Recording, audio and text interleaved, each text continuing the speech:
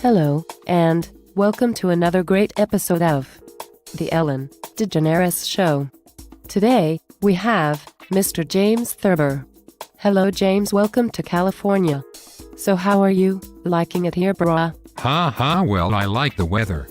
And the people are nice too. Oh thank you. So James, what I really need to get into is the short story you wrote, The Secret Life of Walter Mitty. What was the inspiration, James? Well, to be honest, the inspiration was, when you look at someone you could say, oh look how boring they are, and they have an action-packed inner life. What I wanted to do was to show the public, not to judge a book by its cover, and also that some of the dustiest books have the most interesting stories if we just look hard enough. Well bro, thoughts deep. So James, how would you describe Walter Mitty's wife?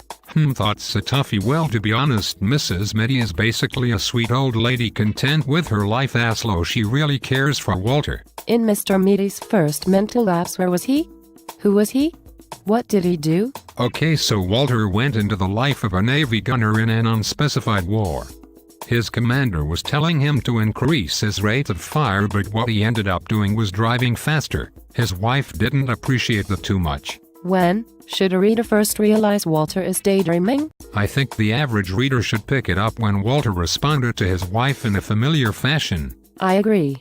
What exactly was Walter supposed to be doing in the hospital? Walter, who in this daydream is Pritchard Mitford, the only man in the East who inflicts the anesthetizer. So Walter, Pritchard, makes the anesthetizer work for 10 minutes. The graciously works on the patient. What makes Walter Mitty such a famous and well-loved short story?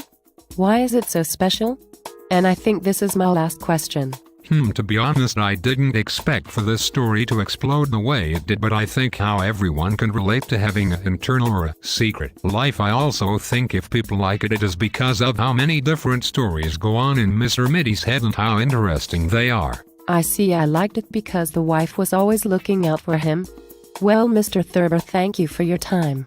And if you are ever in the neighborhood, drop me a line, okay? Thanks for having me. Bye. Goodbye, James.